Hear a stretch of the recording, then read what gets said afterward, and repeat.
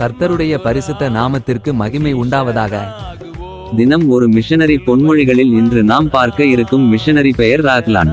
அவருடைய தாய்நாடு இங்கிலாந்து, அவருடைய மிஷனரி தரிசன நாடு இந்தியா. அவர்களால் நிகழ்ந்த முக்கியமான நிகழ்வு, காணிக்கைகளை விட கடவுளுக்கு கீழ்ப்படிவது சிறந்தது என்று தனது வாழ்க்கையின் மூலம் சாட்சியமளித்தவர்களில் ராக்லாண்ட் ஒருவர். கிறிஸ்துவை அறியாமல் ஆயிரக்கணக்கானோர் இறந்து கொண்டிருக்கிறார்கள் என்ற எண்ணத்தால் கலங்கியது.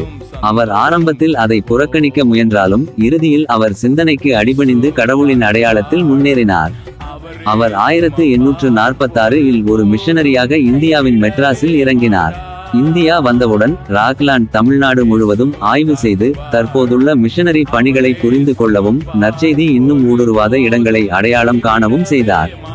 அவர் இறுதியாக வடக்கு திருநெல்வேலியை பூஜ்ஜியமாக்கினார். அங்கு தெற்கோடு ஒப்பிடும்போது மக்கள் மற்றும் சூழ்நிலைகள் மிகவும் கடினமாக இருந்தன. 1854ஆம் ஆண்டில் அவர் தீபேன் என்று அழைக்கப்பட்ட ஒத்த எண்ணம் கொண்டவர்களை கூட்டி கிராமம் கிராமமாகச் சென்று நற்செய்தியை அறிவித்தார்.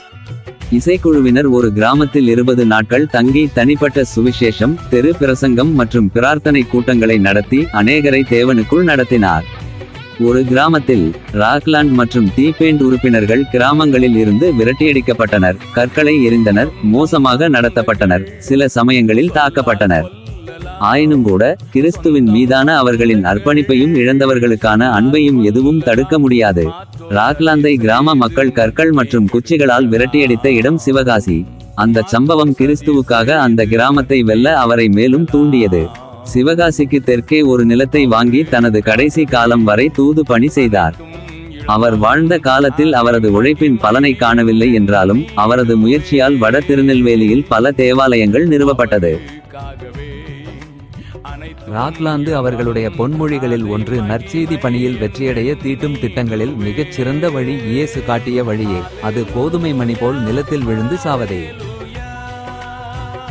மிஷனரிகளை பற்றி அறிவோம், அவர்கள் செய்த ஊழியத்தையும் தியாகத்தையும் பிறர் இடத்தில் போற்றுவோம். கர்த்தர் உங்களை ஆசீர்வதிப்பாராக. ஆமேன்.